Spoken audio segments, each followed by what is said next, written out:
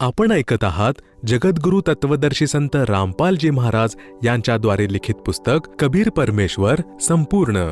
विषय काय आहेत तीनही गुण? सप्रमाण. तीन गुण ब्रह्माजी रजगुण, विष्णूजी सतगुण, शिवजी तमगुण हे आहेत. ब्रह्म म्हणजे काल आणि प्रकृती म्हणजे दुर्गा यांच्यापासून उत्पन्न झालेले आहेत. तसेच तिघेही नाशवान आहेत. प्रमाण. गीता प्रेस गोरखपूर येथून प्रकाशित श्री शिव महापुराण, ज्याचे संपादक हनुमान प्रसाद पोद्दार आहेत. पान नंबर 24 ते 26 विद्वेश्वर संहिता व पान नंबर 110 अध्याय 9 रुद्र संहिता. अशा प्रकारे ब्रह्मा, विष्णू आणि शिव या तीनही देवतांमध्ये गुण आहेत. परंतु शिव म्हणजे ब्रह्मकाल गुणातीत म्हटला गेला आहे. दुसरे प्रमाण.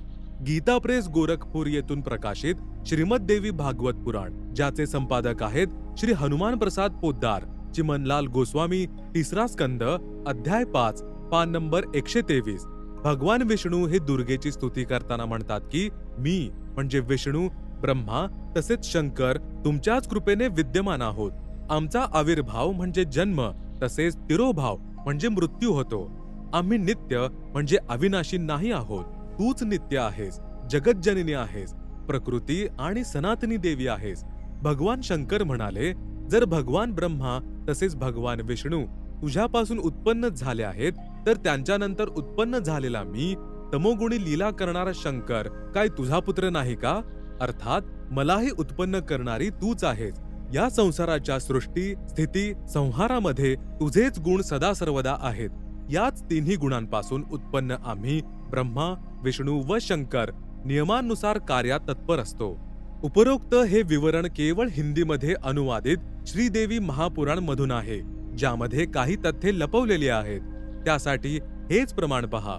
श्रीमद देवी भागवत महापुराण सभाषटिकम समहात्यम, खेमराज श्रीकृष्णदास प्रकाशन मुंबई यामध्ये संस्कृत सह हिंदी अनुवाद केलेला आहे. तिसऱ्या स्कंदातील अध्याय 4 पान नंबर 10 श्लोक 42. ब्रह्मा अहम ईश्वरः फिलते प्रभावात सर्वे वयम जनी युता न यदा तु नित्याः के अन्ये सुराः शतमख प्रमुखाः च नित्या नित्या त्वमेव जननी प्रकृतीः पुराणा. अनुवाद. हे माता ब्रह्मा, मी तसेच शिव तुझ्याच प्रभावाने जन्मवान आहोत. नित्य नाही आहोत, अर्थात आम्ही अविनाशी नाही. मग अन्य इंद्रादी दुसरे देवता कसे काय नित्य असतील? तूच अविनाशी आहेस, प्रकृती तसेच सनातनी देवी आहेस. अध्याय 5 श्लोक नंबर 8 पृष्ठ नंबर 11-12. यदि दयार्द्रमना न सदांबिके कथमहम विहितः च तमोगुणः कमलजश्च रजोगुण संभवः सुविहितः किमु सत्वगुणो हरिः. अनुवाद. भगवान शंकर म्हणाले, हे माते, जर आमच्यावर तू दयायुक्त आहेस तर मला तमगुणी का बनविले? कमळावर उत्पन्न झालेल्या ब्रह्मास रजगुणी का बनविले आणि विष्णूस सतगुणी का बनविले? अर्थात जीवांच्या जन्ममृत्यूरूपी दुष्कर्मांमध्ये का लावलेस? श्लोक 12. रमयसे स्वपतीम पुरुषम सदा तव गतिम नहि विह विद्य शिवे. मराठी. आपले पतिपुरुष अर्थात काल भगवान यांच्यासोबत तू सदा भोगविलास करत राहतेस. तुझी गती कोणीही जाणू शकत नाही. निष्कर्ष. वरील प्रमाणांवरून हे सिद्ध होते की रजगुण ब्रह्मा, सत्गुण विष्णू तसेच तमगुण शिव आहेत. हे तिघेही नाशवान आहेत. दुर्गेचा पती ब्रह्म काल आहे, हा तिच्याशी भोगविलास करतो.